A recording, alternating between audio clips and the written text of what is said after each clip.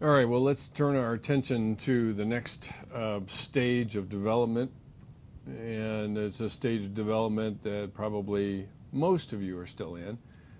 You wouldn't, you probably think that you're top of the food chain because you're older adolescents, but that's what we're going to look at here is the whole idea of adolescence and what happens. First of all, we're going to look at specifically the physical the physical development component, and then we'll go to cognitive, just like we did with infancy and childhood. Needless to say, adolescence is kind of an explosive period of time of growth, and the one thing I want you to keep in mind is that for many, many years ago, probably 40 to even 50 years ago, adolescence was unknown.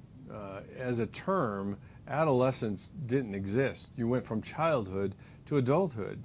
If you watch any movies at all of a later or earlier time of our development as humans, you will see that a lot of societies and cultures engaged in something that they referred to as rites of passage. And rites of passage was really a way to mark this transition between childhood and adulthood.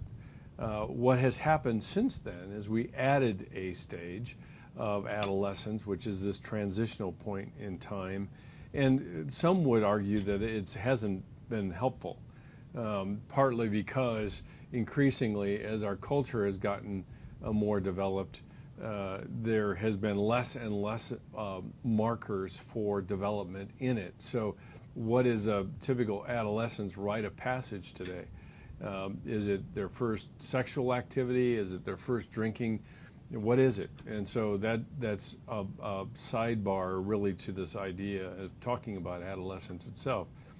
In terms of physical development, puberty obviously is the sign of the movement physically. We have rapid growth and developing sexual maturity.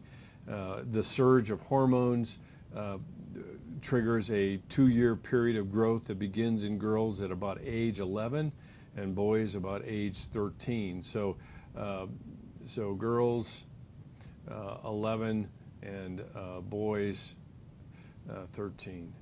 And that varies. Again, we've got to reiterate the notion that the sequencing is the same, the timing is very, very different. And the whole idea of puberty at all, like I said before, is that these rites of passage attempted to make it a more symbolic thing culturally to mark the physical changes that occur in kids.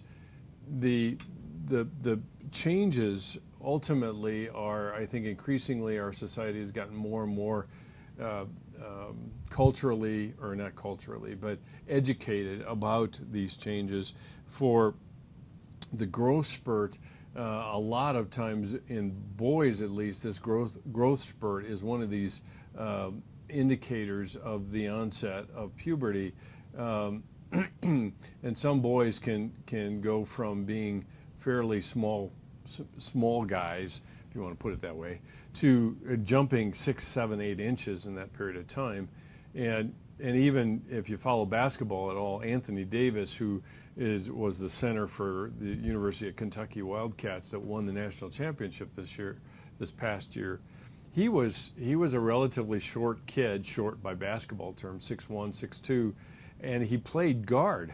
And over a period of time of 2 or 3 years, I believe, he sprouted up to 6'11", and suddenly got moved from one position in basketball to another. So this growth spurt varies a lot in terms of timing, but it inevitably occurs. Now, 2 different aspects to take into account. First of all, the primary sexual characteristics begin to develop dramatically in terms of reproductive organs and the development of those, and then you in the growth spurt, like I already mentioned, and then the secondary sexual characteristics, which in boys means a deepening voice, and facial hair. In girls, it's the development of breasts and wider hips. And both genders, both sexes, we see increase in pubic and underarm hair itself. So the landmarks for the two genders themselves in boys is the first ejaculation. In boys, the first, oftentimes it comes at night. That is the indication of the landmark start of puberty. In girls, and these each have a term, by the way, spermarchy, which sounds kind of funny, but in boys, that's the first ejaculation that they occur. Some people would just simply refer to this as sperm arc. In girls, obviously, it's the beginning of their period or menstruation, first period, and that is referred to as menarche or menarche, depending on who you talk to, I should say. So each of these are marking places. The interesting thing just to keep in mind is that the growth spurt has changed considerably between the genders as they have grown.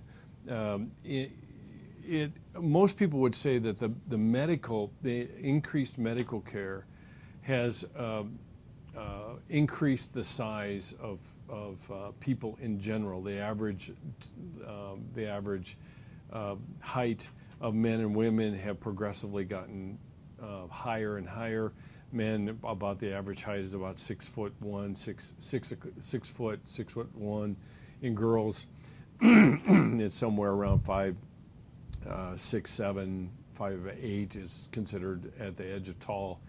But the thing to keep in mind is what triggers this is not only the hormones, but also what we're beginning to find out is this growth spurt is part of what triggers puberty. And so what you have then is you have a incredible spurt of growth within. And in addition to this is also happening within the brain as well.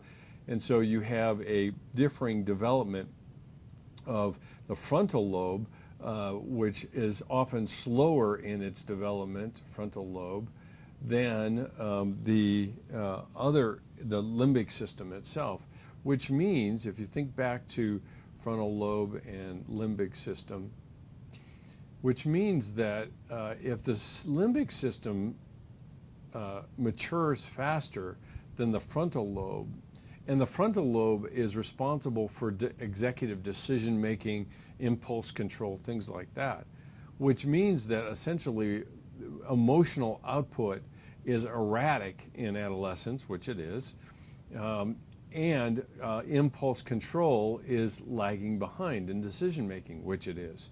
So you see a lot of impulsivity and risky behaviors with a lot of emotional storms that are part of these two combination coming together. It's not uncommon to see adolescents go into a nice restaurant with their parents, and because of their decision-making capabilities or lack thereof, just simply choose a hamburger rather than a nicer meal. Now, that's this frontal lobe activity or the slowness in its development. In the limbic system, the emotional storm, the emotional changes that happen in a blink of an eye are very much a part of this limbic system development as well. So brain development, the other element that I want to refer you to and remind you of is something that we refer to as pruning. We talked a little bit about this when we were talking about the nervous system.